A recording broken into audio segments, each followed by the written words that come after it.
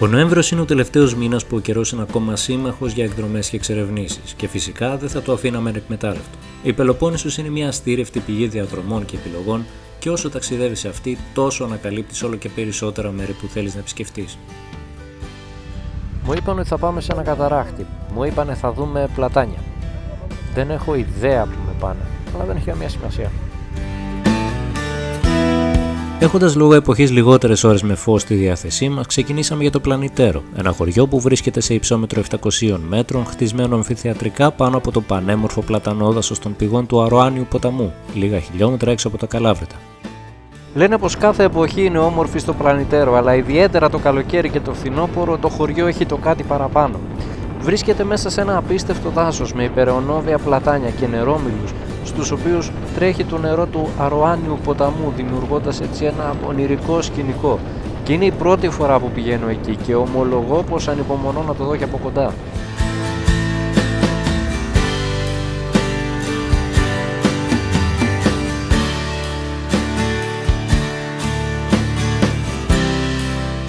Το Πλανητέρο απέχει από την Αθήνα 200 χιλιόμετρα, κάνοντάς το ένα προσιτό προορισμό για ημερήσια εκδρομή με φίλους ή την οικογένεια. Ο πιο σύντομος δρόμος είναι η Εθνική Οδός. Λίγο πριν από την Τρίπολη στρίβουμε δεξιά για το Λεβίδι και από εκεί σε λιγότερα από 40 λεπτά θα βρίσκεστε στην πλατεία του χωριού. Όσον αφορά την επιλογή των επαρχιακών οδών από την Αθήνα μέχρι το Λεβίδι, είναι σίγουρα ασύμφορη χιλιομετρικά και χωρίς κάποιο ιδιαίτερο ενδιαφέρον. Ξεκινώντας από τη Σκοτάνη, δεν χρειαστήκαμε παραπάνω από 30 λεπτά για να δούμε τα πρώτα πλατάνια στην άκρη του δρόμου. Όμως δεν ήξερα πως αυτό ήταν ουσιαστικά η απαρχή ενός απίστευτου σκηνικού που θα ξεδιπλωνόταν σε λίγο μπροστά μου.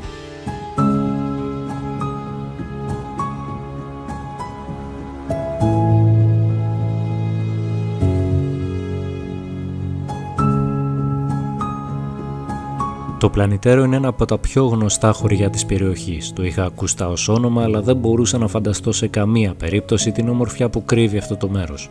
Είναι ένα πολύ μικρό γραφικό χωριό που το χωρίζει ο ποταμός στη μέση και φροντίζει αμέσως να σε εντυπωσιάσει με το τρεχούμενο νερό από το ποτάμι και το δρόμο να σκίζει το πυκνό πλατανόδασος. Όπου και να κοιτάξεις τρέχει νερό. Απίστευτο.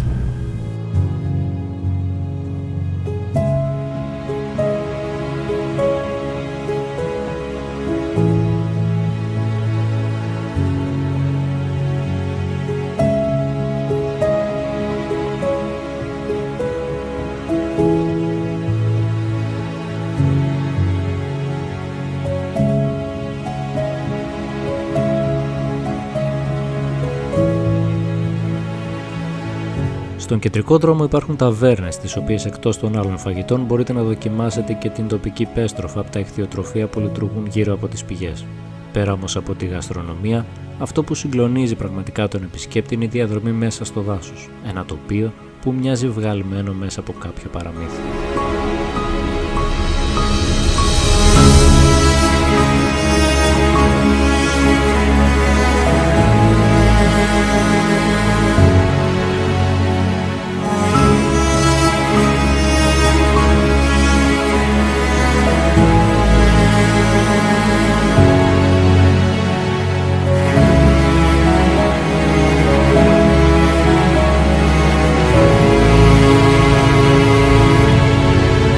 Αισθάνομαι ότι παραβιάζω έναν ιερό χώρο με την παρουσία μου μέσα σε τέτοια φύση με τη μηχανή. Πρέπει να έρθετε σε αυτό το μέρος. Οπωσδήποτε πρέπει να έρθετε.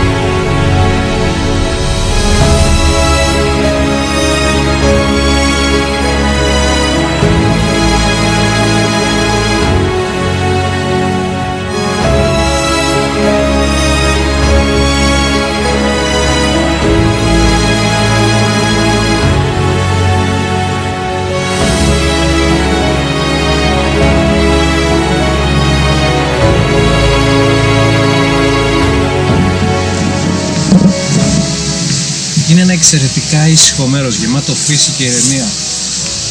Ό,τι πρέπει για ένα καφέ και από ό,τι μυρίζω και καλό φαγητό.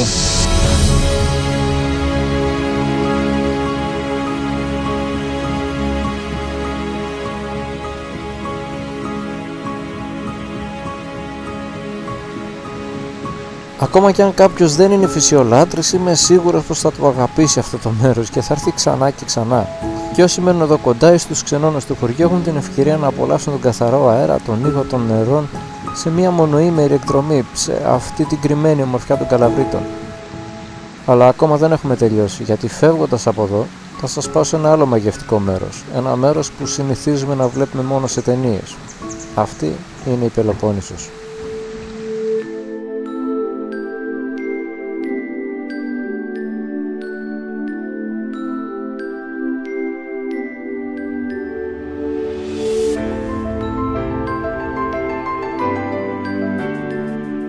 Φεύγοντας από το πλανητέρο, βάλαμε στο GPS το χωριό Ανοβλασία. Η Ανοβλασία είναι ένα από τα πιο όμορφα κλασικά ορεινά χωριά του Καλαβρίτων, χτισμένο αμφιθεατρικά στην πλαγιά ενός βουνού, εφαλτήριο για πεζοπορίες αλλά και παραθεριστήριο για όσους προτιμούν διακοπές στο βουνό το καλοκαίρι. Εμείς όμως δεν πάμε και ούτε για παραθερισμό ούτε για πεζοπορία. Θα πάμε σε ένα μέρος που δεν είναι και τόσο γνωστό. Είναι ένα μέρος που όσοι έχουν πάει έχουν μαγευτεί από την ομορφιά του. Πάμε εκεί και θα δείτε τι εννοώ. Η διαδρομή από το πλανητέρο μέχρι την Ανοβλασία είναι ένας ανοιχτός, εύκολος δρόμος. Λίγο πριν τα Καλάβρητα, πάνω στο δρόμο, σταματήσαμε για λίγο στο Λοφοκαπί, εκεί όπου βρίσκεται ο τόπος θυσίας Καλαβρίτων.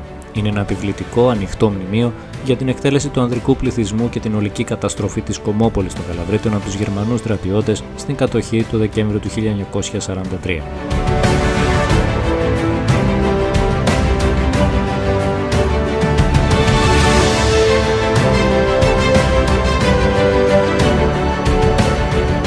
Συνεχίσαμε περνώντας μέσα από τα Καλάβρητα, που για τους περισσότερους δεν χρειάζεται και πολλές συστάσεις. Είναι ένας από τους πιο δημοφιλείς χειμερινούς προορισμούς της Πελοποννήσου, χτισμένα στους πρόποδες του Χέλμου, με σήμα κατά βρεθέν τον Οδοντοτό, που ξεκινάει από το Διακοπτό και διασχίζει το φαράκι του Βουραϊκού, κάνοντας και μία στάση στην υπέροχη Ζαρούχλα.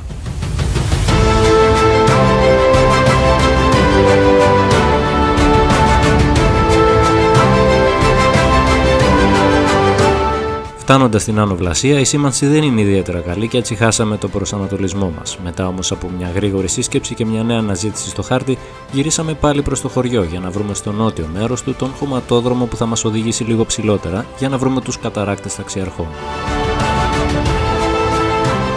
Ο χωματόδρομος, αν και σε κάποια σημεία ήταν φαγωμένος, δεν ήταν πρόβλημα για καμία από τις μηχανές. Από το χωριό χρειαστήκαμε όχι παραπάνω από 5 λεπτά για να συναντήσουμε την πινακίδα που μας ενημέρωσε πως φτάσαμε.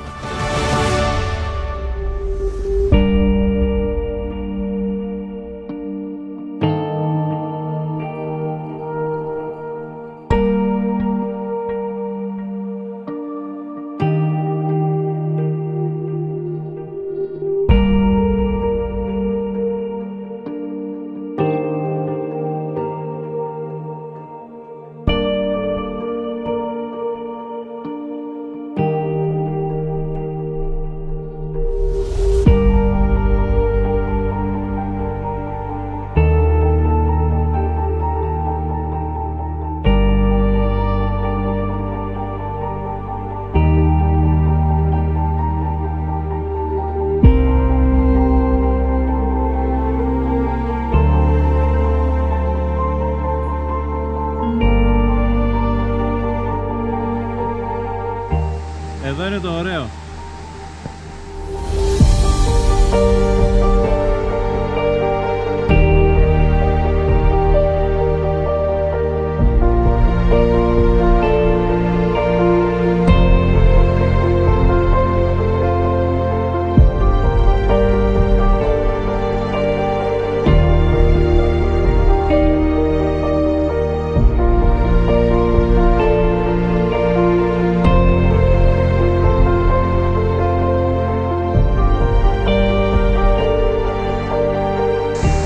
Το μέρος είναι μαγικό, είναι λες και είσαι σε σκηνικό ταινία.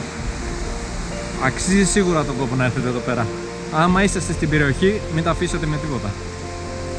Σαν τα μικρά παιδιά παίζουν. Πάω να παίξω κι εγώ.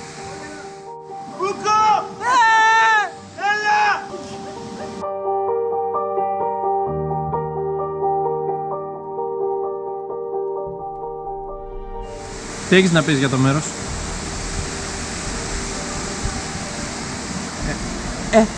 Τι έχεις να πεις για το μέρος? Είναι καταπληκτικό. Είναι. Και μετά θες να παίρνεις και στα βίντεο? Είναι καταπληκτικό. Κάτι Πολύ ωραίο μέρος. Πολύ ωραίο. Εξαιρετικό, όπως άλλωστε όλα τα πλάνα του Κουκού. Δεν μπαίνεις στο βίντεο αυτό, στάντα.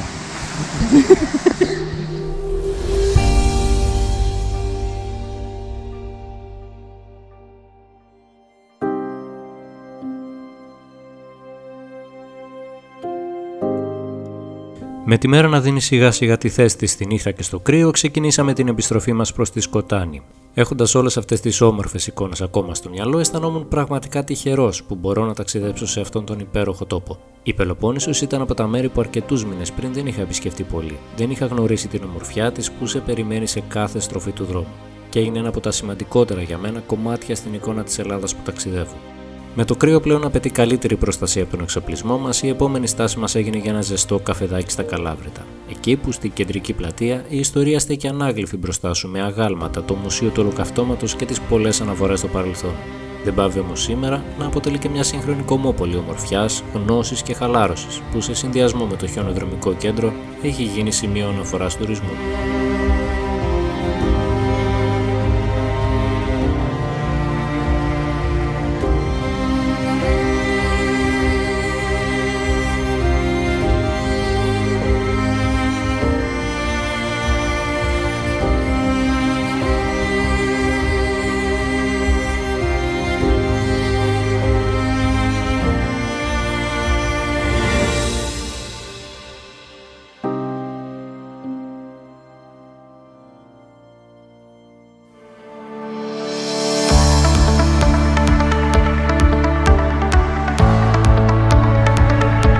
Μετά από μια καλή ξεκούραση και ένα χορταστικό πρωινό, η επιστροφή στη βάση γίνεται εύκολη υπόθεση. Γεμάτη από τις εμπειρίες μας από τη χθεσινή μέρα, σήμερα θα κάνουμε κάτι διαφορετικό. Θα πάμε πρώτα να πιούμε ένα καφεδάκι στο Μέναλο και από εκεί θα βρούμε ανοιχτό δρόμο για να μαζέψουμε γρήγορα απόσταση, να στρίψουμε τις μηχανές και να καταλήξουμε σε ένα κοσμοπολίτικο μέρος. Πάμε!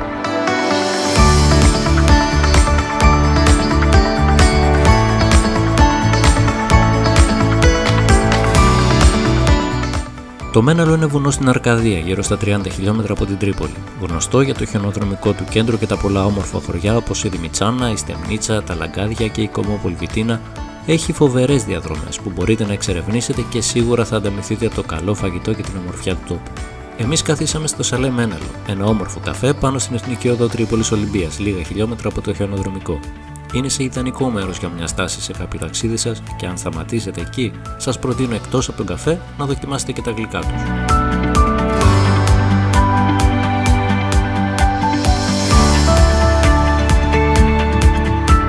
Ο καιρός ήταν εξαιρετικός για βόλτα. Σύντομα ανεβήκαμε στις μηχανές και ξεκινήσαμε με προορισμό προς την Τρίπολη. Από εκεί θα κινηθούμε νότια προς τον Αχλαδόκαμπο, ο οποίος αποτελεί και προσωπικά αγαπημένη διαδρομή τόσο για τις ανοιχτές στροφές στην αρχή του, όσο και για το κλειστό κατηφορικό γεμάτο φουρκέτες κομμάτι μέχρι τους Μήλους.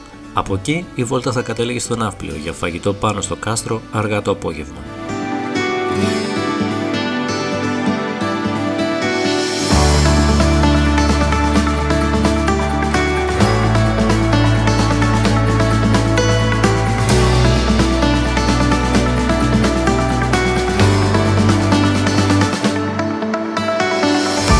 Ο οδικός άξονας Τρίπολης Άργους ήταν από παλιά ο κύριος οδικός άξονας προς τη Λακωνία και τη Μεσσηνία. Το τμήμα του δρόμου που ξεκινούσε από χαμηλά από τους Μήλους της Αργολίδας και έφτανε σχεδόν μέχρι την κορυφή πάνω του βουνού είναι γνωστό και με το όνομα Κολοσούρτης και σήμερα αποτελεί ένα δημοφιλή δρόμο σε όσους αρέσουν οι κλειστές ανηφορικές στροφές. Ο δρόμος έχει μεγάλη κλίση, έχουμε έρθει ξανά από εδώ, με πολλές ανάποδες στροφές και απότομες φουρκέτες, απαιτητικός για οδήγηση ακόμα και για αυτοκίνητο, αλλά φοβερά διασκεδαστικός για μηχανή.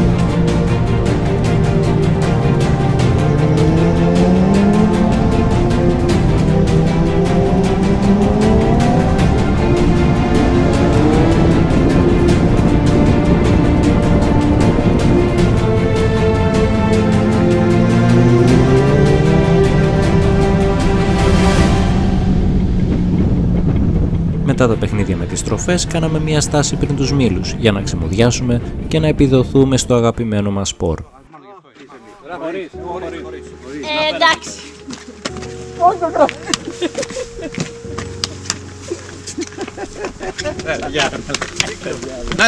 Έλα που πας. Θα βάλεις μυαλό, θα βάλεις μυαλό. Ορίστε. Έλα εδώ. Ορίστε ρε, άλλαξε μάρκα. Δοκίμαστε.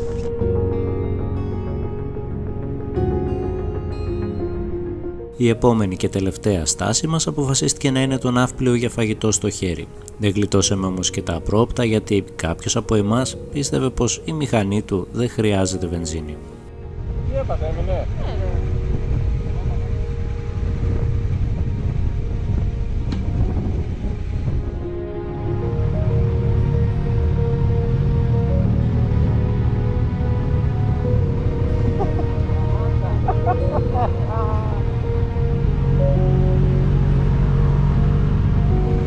υπάρχει ρε μαλάκα, δεν υπάρχει αυτό το πράγμα. Κανονικά καμιόντα σε πράγμα. Έτσι έπρεπε. Λίγο να κάνει πετά, δεν κάνει έτσι. Μπράβο, 50 χιλιόμετρα για ρεζέρβα. Ποιο ρεζέρβα είσαι? Μαλάκα η ρεζέρβα. Μερικά χιλιόμετρα και αρκετούς κοιλιακούς παρακάτω βρήκαμε ένα βενζινάδικο που γεμίσαμε τις μηχανές και ξεκινήσαμε για τον ναύπλιο. Αγαπημένη και πανέμορφη πόλη με πλούσια ζωή όλο το χρόνο και με μια ατμόσφαιρα ξεχωριστή. Το σημείο του τερματισμού μας ήταν το κάστρο της Ακροναυπλίας, ένα από τα ωραιότερα σημεία του ναυπλίου και μπαλκόνι στον αργολικό κόλπο.